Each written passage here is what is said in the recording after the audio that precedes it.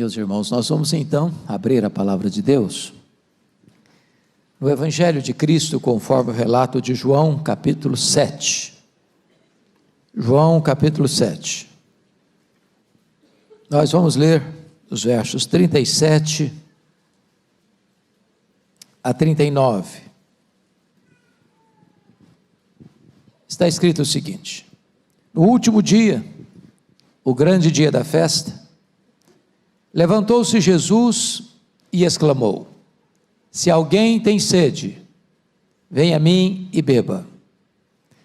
Quem crer em mim, como diz a Escritura, do seu interior fluirão rios de água viva.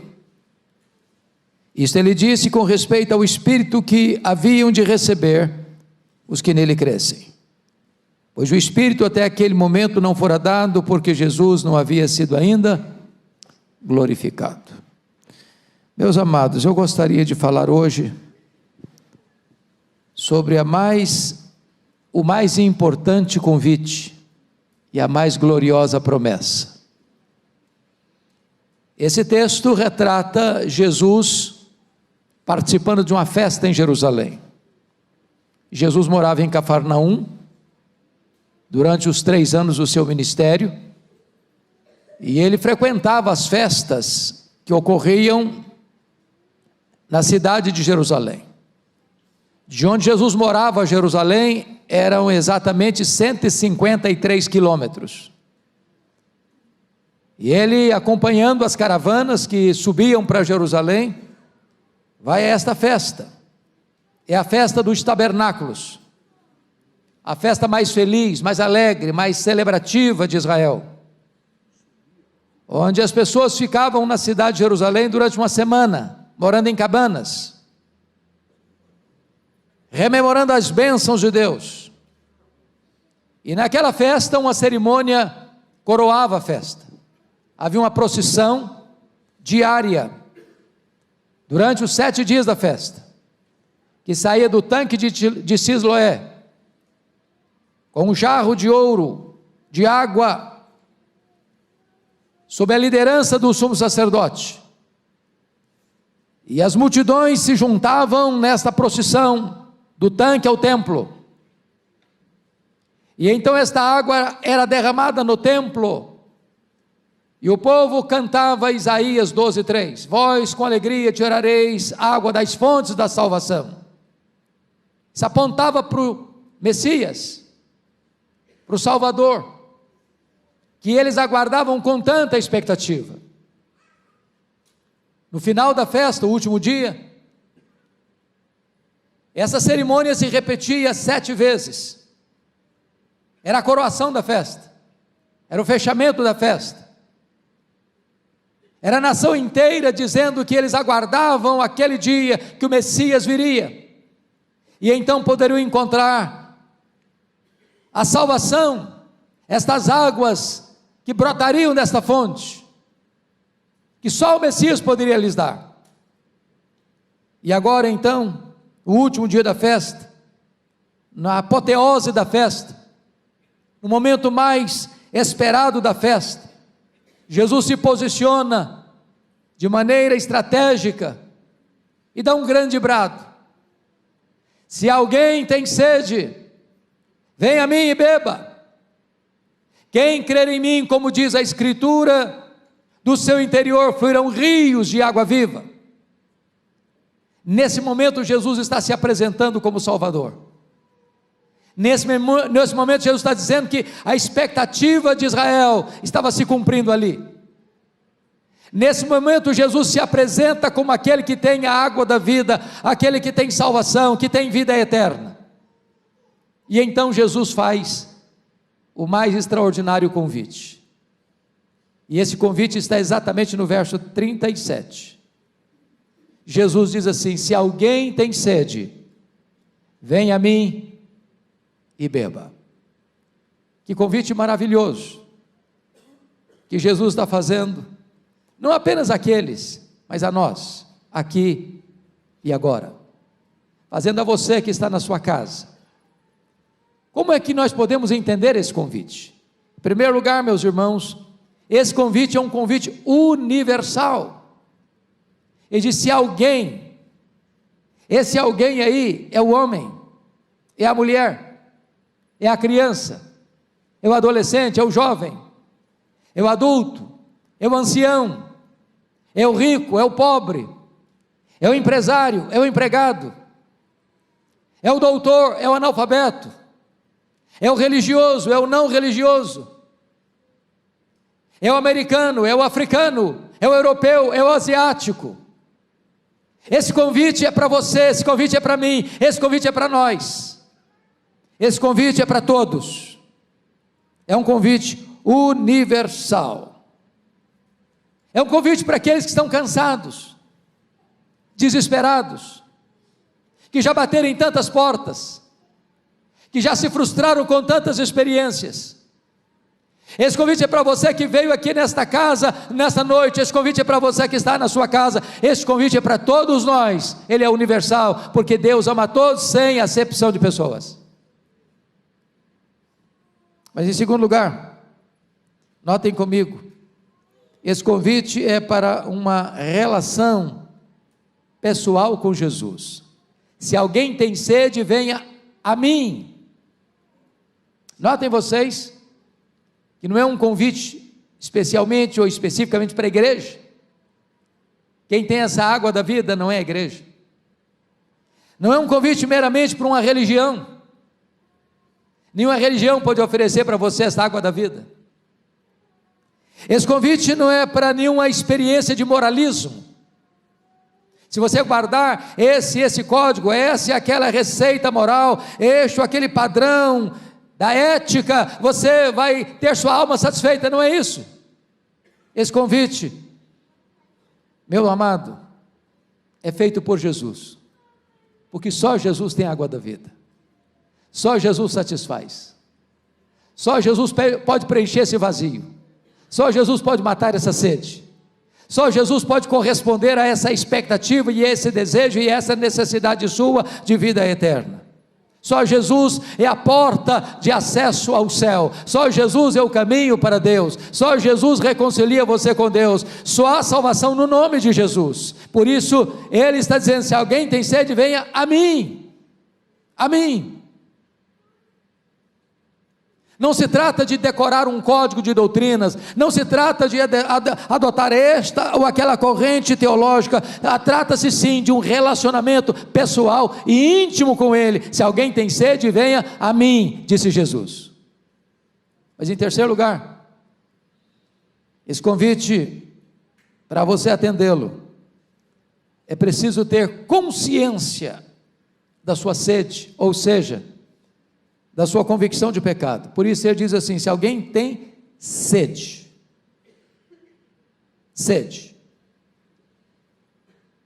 porque é possível que algumas pessoas não se sintam sedentas, é possível que algumas pessoas estejam satisfeitas demais com o pecado, estejam se refestelando nos banquetes do mundo, estejam apáticas às coisas espirituais, estejam com as janelas do entendimento e com os portais das emoções completamente trancados a 7 chaves. É possível que algumas pessoas não creiam que Deus exista, não creiam que Jesus é o Salvador, não creiam que nele há esperança, não creiam que nele há salvação, e por isso não tem sede. Esse convite é para os sedentos. E sede, vocês bem sabem, é uma experiência que não se adia, que não se posterga, é algo urgente. E Jesus está dizendo: se você desesperadamente reconhece que você é um pecador, se você desesperadamente entende que você precisa do Salvador, se você reconhece que você vai perecer sem Jesus, essa mensagem é para você. Se alguém tem sede,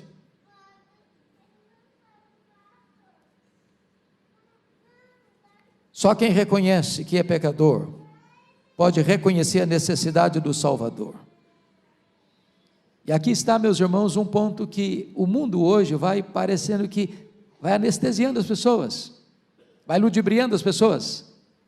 A fascinação das riquezas, os prazeres da vida, o conforto, o luxo, a fama, o sucesso, as conquistas, os lauréis, os troféus, as medalhas, as condecorações, os banquetes,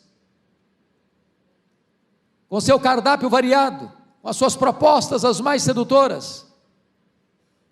Esse glamour todo pode ir roubando de você a consciência de que você carece da graça, de que você é pecador e precisa ser perdoado, e precisa ser restaurado, e precisa ser salvo. É por isso que o Senhor Jesus está aqui hoje fazendo um convite a você, mas o convite é para quem tem sede. Se alguém tem sede. Mas vejam vocês, em quarto lugar, que esse convite requer uma decisão e um rompimento. Se alguém tem sede, venha. Ou seja, não existe nenhuma pessoa naturalmente cristã. Não existe uma pessoa naturalmente salva. Ninguém nasce salvo. Em pecado me concebeu minha mãe, disse Davi. Para que você seja salvo, você tem que tomar uma decisão. Você tem que fazer rompimentos. Você tem que quebrar alianças. Você tem que formar um novo pacto. Você tem que assumir um compromisso. Você tem que sair de onde você está e de quem você é para ir até Jesus e render-se a Ele. Se alguém tem sede, venha. Não é permaneça. Não é fique onde está. Não é fique como está. Se alguém tem sede, venha. Venha. Há muitas pessoas que se contentam com coisas menores do que isso. Eu fico olhando a história do Nicodemos. Era um mestre em Israel. Ele era doutor em Bíblia. Ele era um homem de vida ilibada, de caráter impoluto. Era um homem religioso. Ele era um fariseu. Ele frequentava a sinagoga. Ele dava o seu dízimo. Ele jejuava constantemente. Ele era um dos maiorais dos judeus. Um membro do Sinédrio. Alguém afamado, alguém conhecido, alguém aplaudido, alguém reconhecido na sociedade. Embora esse homem soubesse que Jesus viera de Deus, embora esse homem soubesse que ninguém podia fazer milagres como Jesus se Deus não fosse com ele, embora ele reconhecesse que Jesus era um mestre, ele ainda não estava salvo. É preciso sair de onde você está para ter um encontro pessoal com Jesus. Se alguém tem sede, venha, venha a mim, disse Jesus. Mas notem mais, esse convite requer uma apropriação e uma experiência com Jesus. Se alguém tem sede, venha a mim e beba. Notem vocês que é possível você olhar para a água, saber qual é a composição química da água, olhar a qualidade da água, descrever a qualidade da água. É possível que você seja um geólogo e seja até mesmo um cientista e até mesmo um especialista em saber exatamente as propriedades da água. É possível que você olhe para a água, tenha água. É possível você morrer de sede à beira de uma fonte. É possível você morrer de sede à beira de um rio caudaloso. É possível você saber tudo da água e não beber a água. O que significa isso? Não basta você saber quem é Jesus. Não basta você saber que Ele é filho de Maria, que Ele nasceu numa manjedoura,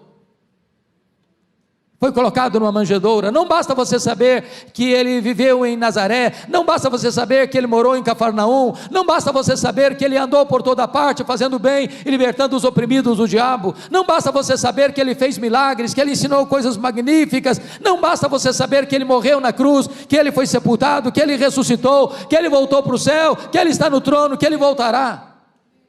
Os demônios sabem tudo isso e eles não estão salvos. Muitos teólogos sabem todas essas verdades e alguns deles não estão salvos. Para que você seja salvo, você precisa conhecer Jesus, experimentar Jesus, receber Jesus e ser transformado por Jesus e ser saciado por Jesus. Um pregador estava em praça pública.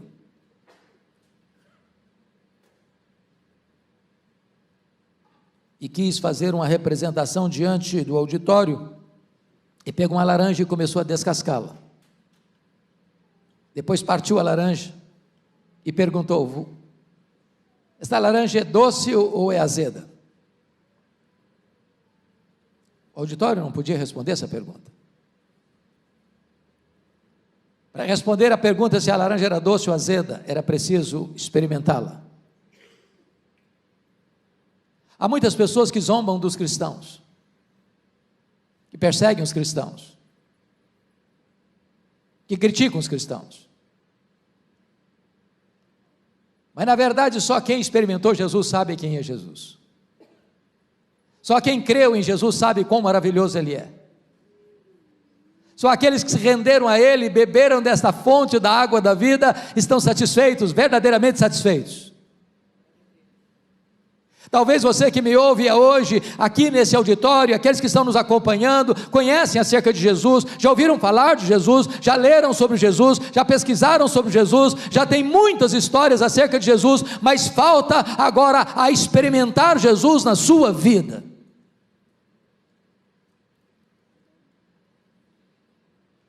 Mas notem mais, esse convite é condicional. O texto começa: se alguém,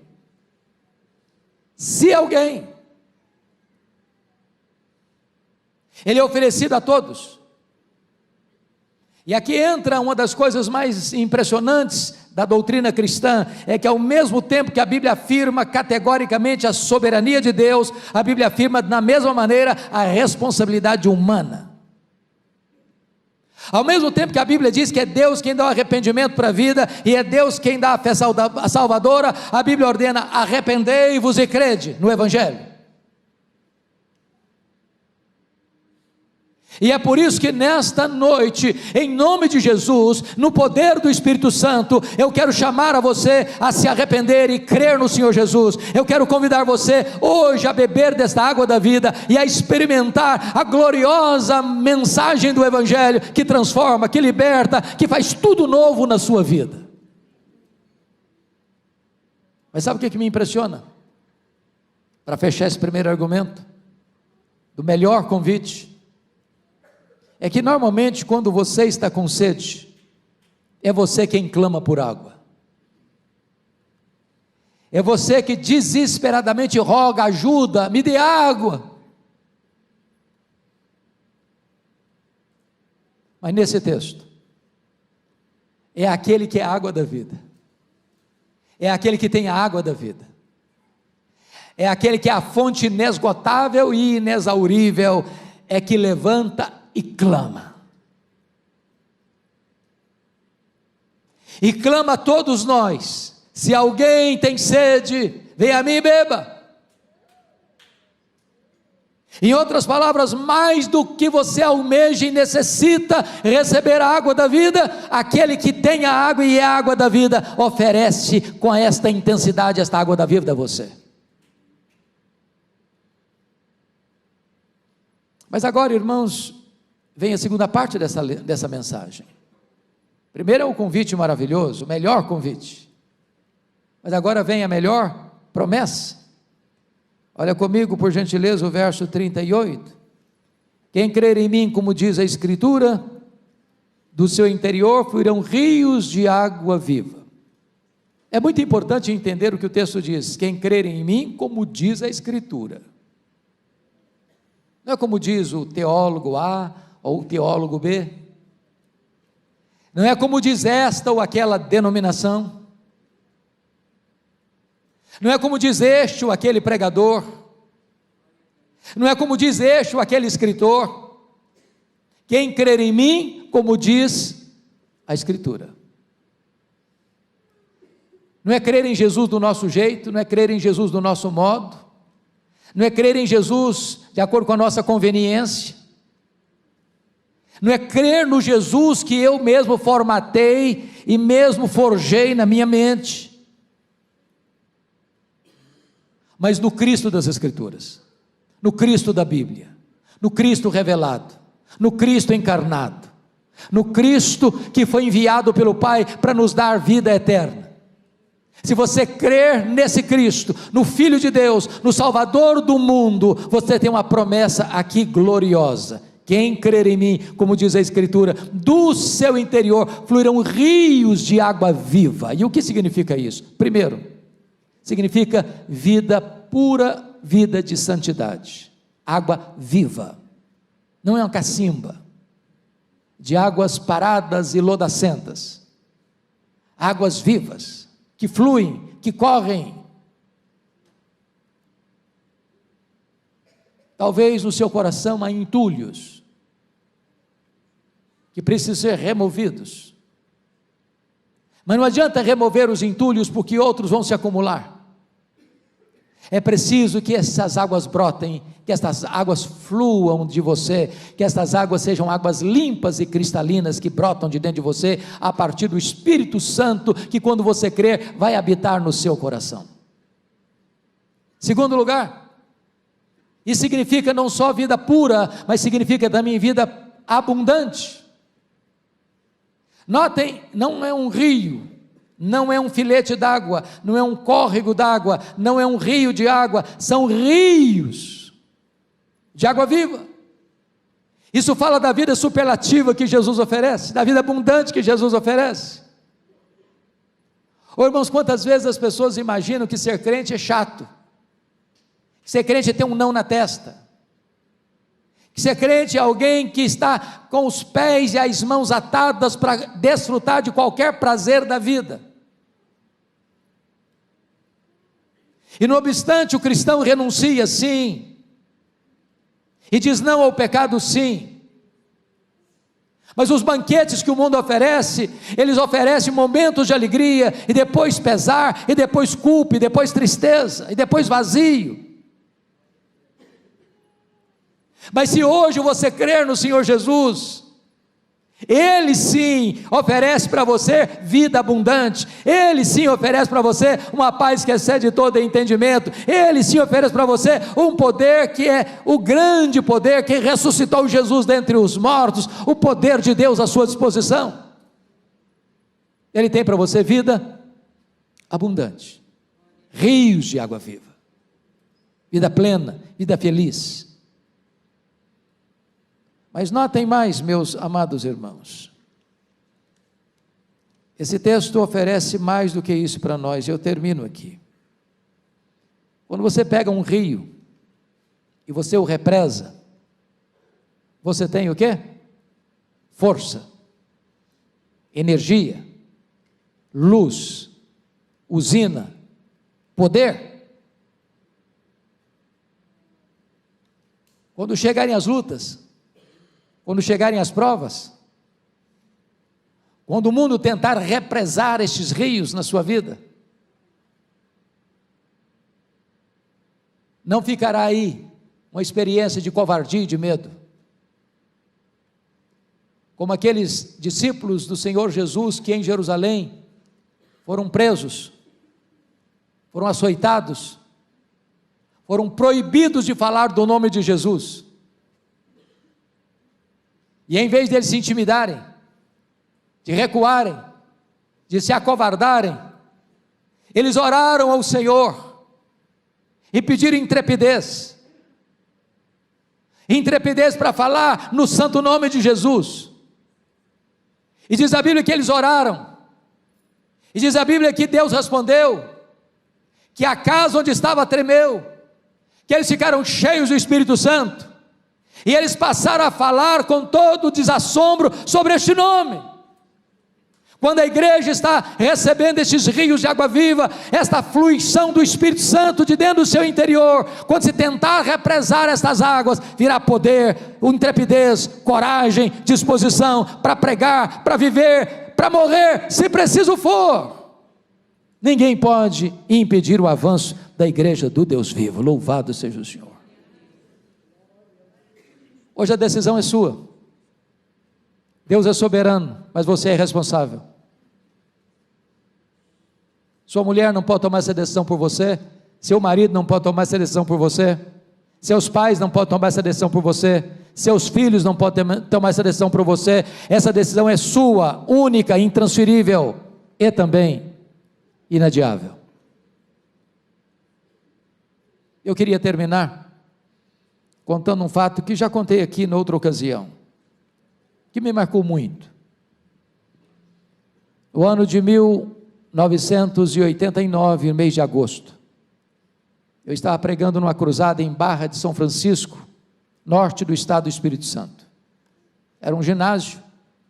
Pastor Josué Rodrigues dirigia aquela cruzada com o seu violão. 3 noites, e eu preguei nas 3 noites. Na primeira noite, sexta-feira, me hospedava na casa de um empresário da cidade, presbítero da igreja, e ele convidou seus funcionários, seus parentes, e seu sobrinho convidado, em vez de atender ao convite do tio, resolveu ir para um baile. Passou a noite bebendo e dançando. Quando chegou de madrugada em casa, com a arma na cintura, bêbado, provoca a sua mulher, e sem que ela pudesse tomar qualquer atitude, reação de defesa, ele deu um tiro na sua mulher, que alvejou o coração, e a mulher caiu sem vida aos seus pés, diante dos olhares horrorizados, uma filhinha de 5 anos. Eu nunca vi uma cena tão triste na minha vida. De um lado a mãe daquela moça, aquela mulher jovem, assassinada. Do lado oposto, no quarto, a sogra, a mãe do assassino, chorando desesperadamente. Uma cena horrível. E eu fiquei pensando, meu Deus, o que teria acontecido àquele homem se em vez de ir para um baile, beber, dançar e voltar tomado pelo álcool, se ele tivesse atendido o convite, ido para um culto, ouvir a palavra de Deus. Naquele mesmo culto, lá estava um jovem, chamado Romildo, e nesse culto ele entregou sua vida para Jesus. E Romildo é um pastor presbiteriano, um dos líderes da igreja presbiteriana do Brasil, hoje pastor em Brasília, um homem de Deus, se converteu naquela noite. 2 vidas, 2 destinos, 2 decisões. Qual é a sua decisão nessa noite? Hoje você pode tomar a decisão de correr para os braços de Jesus e beber desta água da vida e ser salvo, ou você pode recusar essa mensagem e talvez não ter mais chance nem oportunidade para a sua vida. A Bíblia diz: se hoje ouvirdes a minha voz, não endureçais o vosso coração. Hoje é o dia oportuno. Feche seus olhos, por favor. Fale com Deus.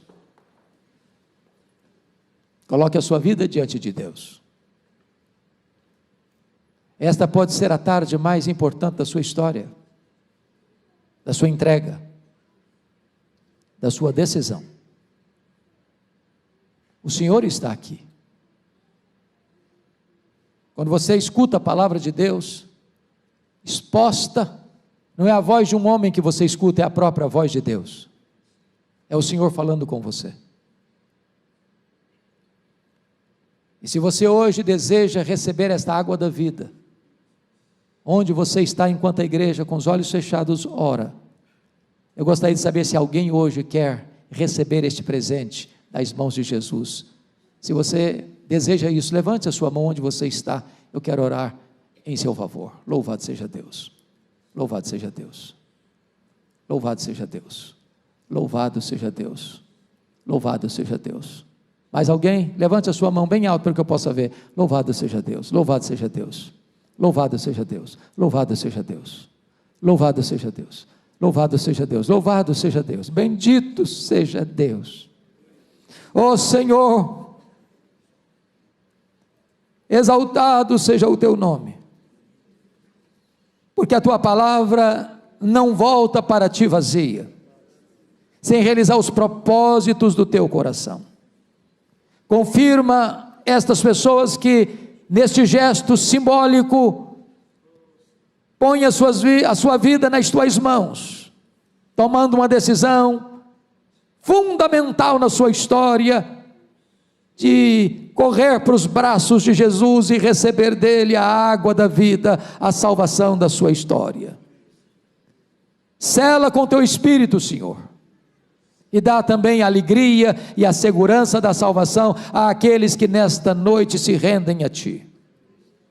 Ó Senhor, alcança as pessoas que estão nos acompanhando lá na sua casa, onde estiverem, num quarto de hotel, põe a Tua mão aí, Senhor, que haja também salvação neste lugar. Bendito é o Teu nome, em nome de Jesus. Aleluia. Amém.